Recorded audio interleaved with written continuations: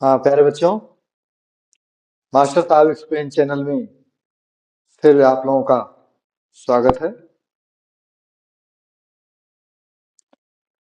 पिछले टर्न पर हम आप लोगों को बताए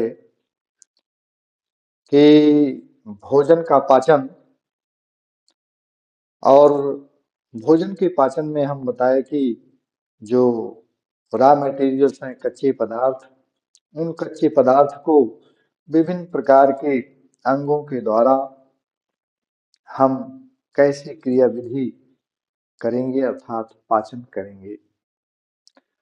तो जिसमें हम आप लोगों को शुरू किए थे कि भोजन को सबसे पहले हम लोग कवर के रूप में मुख में डालते हैं। अब इस मुख में जो भोजन को हम डालते हैं तो इसमें ओठ, जीभ, तालू और दांत की भूमिका होती है। तो दांत से संबंधित दंत सूत्र के बारे में कल हम लोगों ने चर्चा किया था कि दंत सूत्र जो मनुष्य का होता है वो 21-23 होता है। 21-23 क्या होता है इसके बारे में हम बताए कि इंसाइजर, केनाइन, प्रीमोलर और मोलर, ये चार प्रकार के दांत होते हैं मनुष्य में। और चार प्रकार के दांत, इनकी संख्या जो होती है टोटल 32 होती है। 32 में कैसे कैसे इनका विभेदन किया गया है इसके बारे में बताए थे, जिसे हम दंत सूत्र या डेंटल फार्मूला के नाम से जानते हैं। तो दंत सूत्र के बाद आज हम लोग इस भोजन की मैकेनिज्म में क्रिया विधि को हम लेकर चलते हैं। और इस क्रिया विधि में हम लोग सबसे पहले भोजन का अंतर्ग्रहण, इंजेक्शन ऑफ फूड, भोजन का अंतर्ग्रहण कैसे करेंगे। भोजन का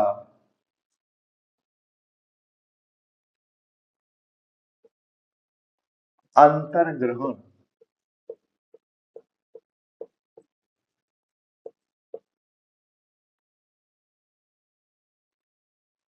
भोजन का अंतर्ग्रहण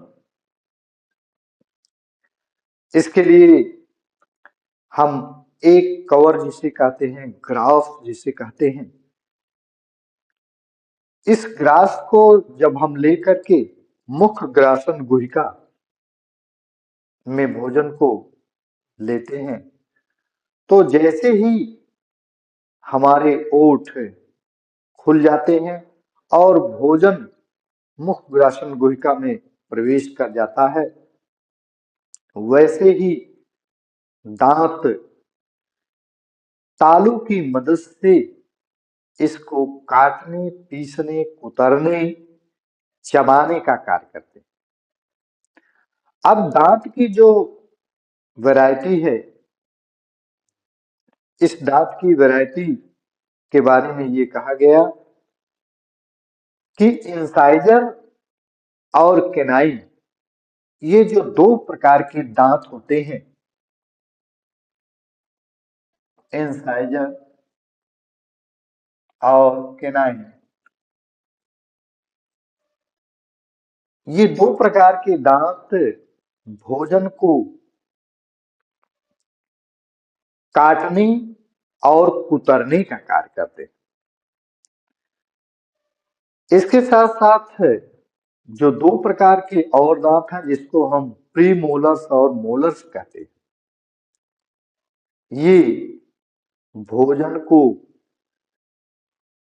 चबाने और पीसने का कार्य करते हैं। तो इस तरह से चारों प्रकार के दांत भोजन को काटने, कुतरने, पीसने, चबाने का कार्य करते हैं। और जब भोजन का ग्रास कवर जिसे कहते हैं, ये काट पीस करके तैयार हो गया तो इसमें लार मिल जाती है। लार मनुष्य में प्रतिदिन ये लार लगभग 1 से 1.5 लीटर तक होती है और ये स्रावित होती रहती है। जैसे हम भोजन करते हैं इस भोजन में लार मिल जाती है। भोजन लार में जब मिल जाती है तो लार में तमाम चीजें होती हैं और ये जो चीजें होती हैं ये भोजन को लसलसा बनाने का कार्य करते हैं। अर्थात कहने का मतलब कि भोजन प्लस लार और भोजन और लार जब मिल गया तो इसे हम कहते हैं बोलस।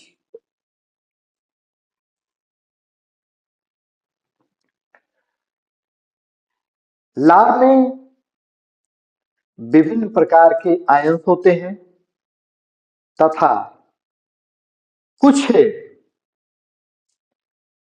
इनमें एंजाइम्स होते हैं जिसको कहते हैं लाइसोजाइम।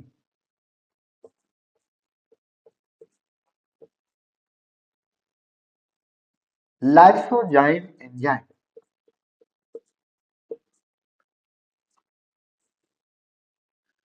ये कंपटीशन की परीक्षाओं में अक्सर पूछा जाता है कि लार में कौन सा एंजाइम पाया जाता है तो ये है लाइसोजाइम। लाइसोजाइम एंजाइम्स जो इसका मुख्य कार्य होता है ये जीवाणुओं को बैक्टीरिया को नाश करने का कार्य करता है। क्योंकि मुख खुला है तो तमाम प्रकार के धूल कण इत्यादि जो है प्रवेश कर जाते हैं। ऐसे कंडीशंस में लाइसोजाइम क्या करता है कि जीवाणुओं को मारने का कार्य करता है। आप देखे होंगे कि बहुत से ऐसे जानवर हैं जिनको हम आप दवा का इस्तेमाल नहीं करते हैं फिर भी वो अपने जख्म को घाव को फोड़े फुंसी को ठीक कर लेते हैं। आप देखते हैं कि वो जीभ से अपनी चाट चाट करके घाव को ठीक कर लेते हैं। उसकी जीभ में उसके लार में ये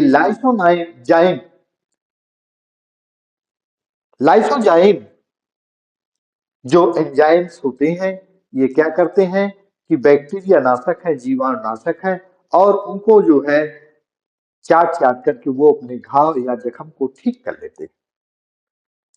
तो उसी तरह से ये लाइसोजाइम क्योंकि जानवरों की क्षमता अधिक होती है हमको आपको इतना बड़ा कैप्सूल खाने के लिए मिलता है जानवरों को इतना बड़ा बड़ा कैप्सूल मिलता है क्योंकि उनकी पोटेंसी ज्यादा होती है तो उसी अनुपात में उनमें लाइसोजाइम भी ज्यादा होते हैं और वो अपने चोट या घाव जख्म को ठीक कर लेते हैं चार चार। तो लाइसोजाइम होते हैं इसके साथ साथ टायलिन भी पाया जाता है और ये टायलिन क्या होता है कि ये मंड पाचक एंजाइम होता है। टायलिन तो इस तरह से लार भोजन में मिल गई। भोजन के कवर को ग्रास को हम मुख ग्रासन गुहिका में तालू और दांत की मदद से काट पीस करके इसे हम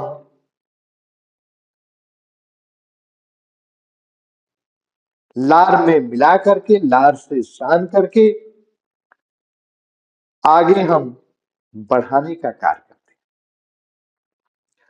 तो कहने का मतलब यह है कि भोजन का अंतर्ग्रहण जो होता है इसमें शुरुआती दौर में ये अनैच्छिक क्रिया होती है और बाद में चल करके ये ऐच्छिक क्रिया के अनुसार हो जाती है। तो इस तरह से जीव बार बार दांत से होकर के भोजन में लार मिलाती रहती है और भोजन का जो कवर है वो आगे की तरफ खिसकता रहता है।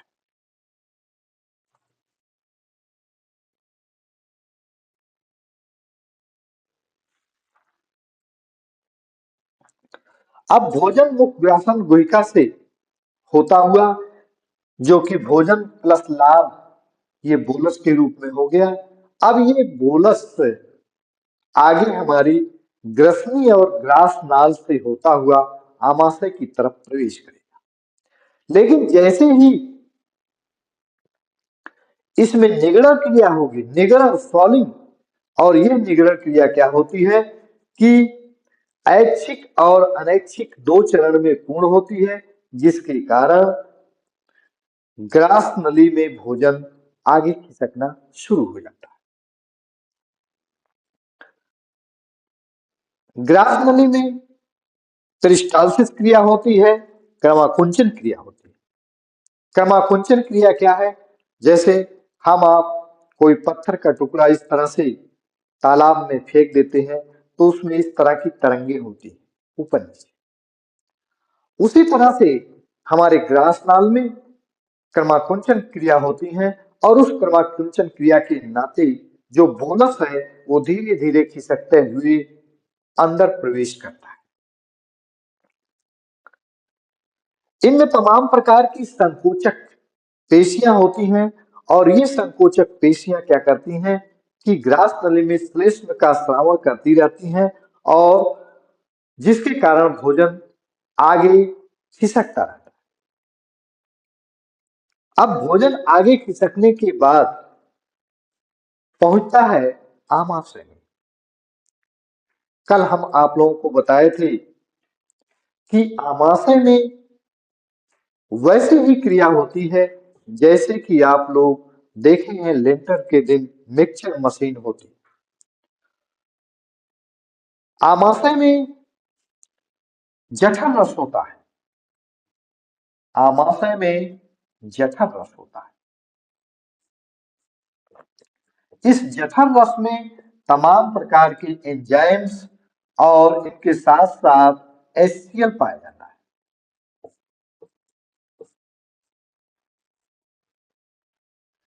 आमाशय में भोजन जब प्रवेश करता है तो इसमें तमाम प्रकार की आमाशय की दीवार काफी लचीली होती है। जैसे जैसे भोजन जाता है वैसे वैसे इसकी दीवारें फैलती रहती है और इस तरह से दीवारें फैलते फैलते इसमें भोजन काफी इकट्ठा हो जाता है, क्योंकि आप जैसे जैसे भोजन करते जाते हैं वैसे वैसे पेट में भोजन बोलस के रूप में इकट्ठा होता रहता है। तो इस तरह से क्रमाकुंचन या तरंग गतियां जो होती हैं वो लगभग 3 से 4 बार 1 मिनट में होती रहती हैं और इन गतियों के फलस्वरूप तमाम प्रकार के पदार्थ भोजन में मिलते रहते हैं, एंजाइम्स मिलते रहते हैं। अर्थात कहने का मतलब कि जब बोलस था उसमें भोजन प्लस लार था और जब बोलस के ऊपर एंजाइम मिल गए तो उसका नाम हो गया काइम।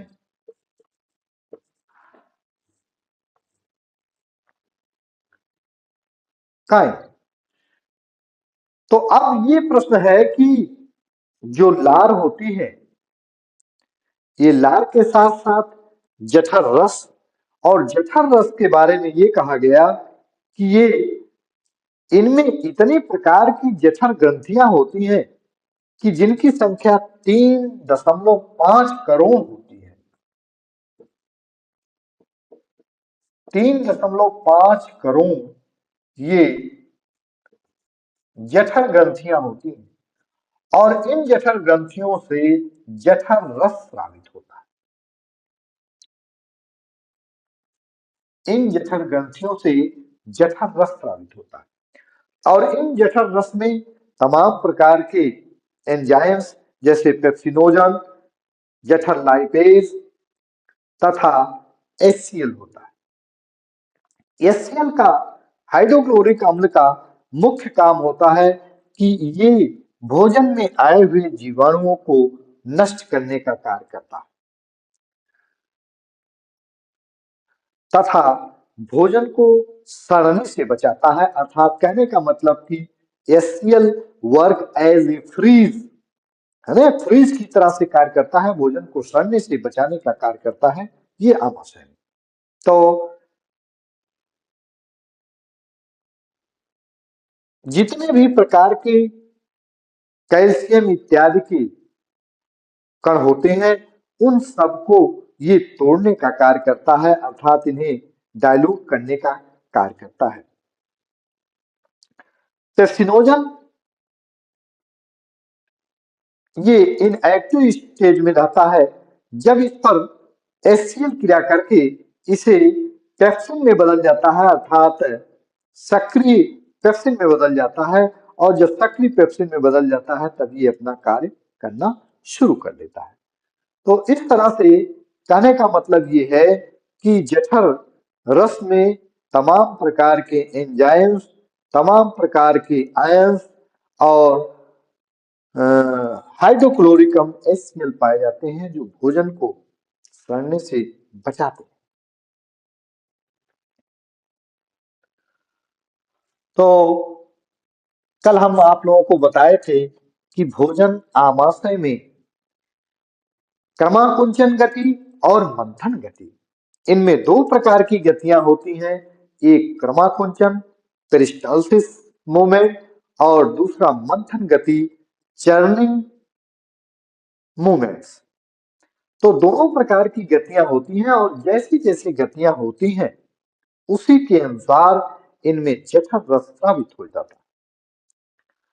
क्योंकि आमाशय में वैसे ही कार्य होता है, हम आपको बार बार उदाहरण के रूप में बता रहे हैं कि जैसे लेंटर के लिए आपकी मिक्सचर मशीन होती है, सीमेंट, बालू, गिट्टी और पानी इस तरह से मिला करके मिक्सचर करके लिंटर डाला जाता है, उसी तरह से आमाशय में भी चर्निंग मंथन गति होती है और क्रमाकुंचन गति होती है। दोनों प्रकार की गतियां होती रहती हैं जिसके कारण भोजन में जठर रस पूर्ण रूप से मिल जाता है। अर्थात कहने का मतलब कि भोजन में जो भी पोषक पदार्थ है, ये पोषक पदार्थ जो है उनके एंजाइम्स उनको सरल तत्वों में तोड़ने का कार्य करते हैं। तो पेप्सिन जो कि प्रोटीन पाचक एंजाइम्स हैं, ये सक्रिय होकर के पेप्सिनोजन से सक्रिय होकर पेप्सिन में अपना कार्य करते हैं, HCl कार्य करते हैं, जठर लाइपेज भी कार्य करते हैं। इस तरह से सभी एंजाइम्स कार्य करते हैं। तो कल हम आप लोगों को बताए थे दंत सूत्र के बारे में, और आज हम ये बताए कि भोजन का अंतर्ग्रहण इंजेशन कैसे होता है, कैसे हम भोजन को अंदर आमाशय तक पहुंचाने का कार्य किए। पहले मुक्रासन गुहिका में, मुक्रासन गुहिका से ग्रास नाल में और ग्रास नाल से आमाशय में। अब इसके बाद शेष क्रियाविधि आपको पिछले टर्म पर फिर बताएंगे। तो दंत सूत्र के बारे में हम एक चीज और बता दें आपको कि जो दांत की विशेषता होती है वो होती है थीकोडांट, थीकोडांट डाइफायोडांट,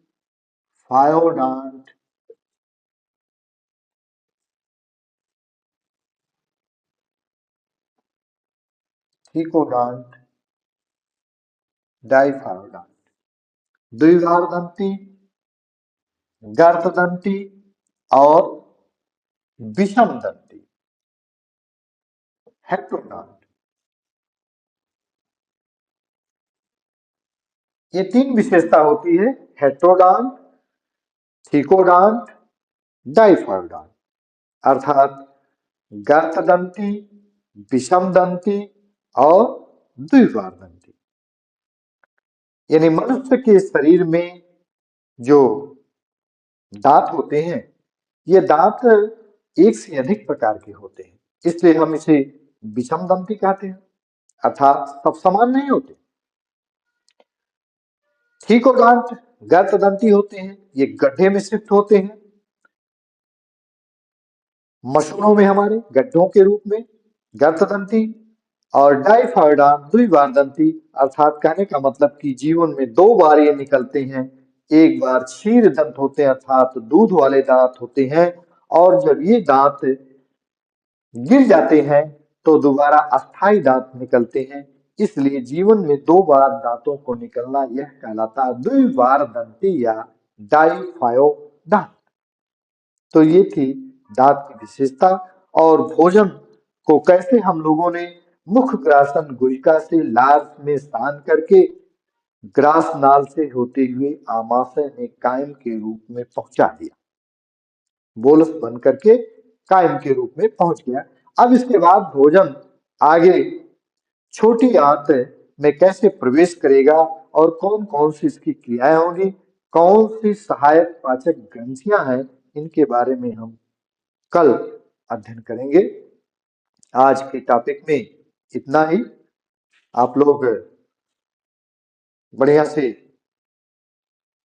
ग्रुप में जुड़े रहिए और पिक्चर को लेक्चर को लाइक करिए, सब्सक्राइब करिए। Best of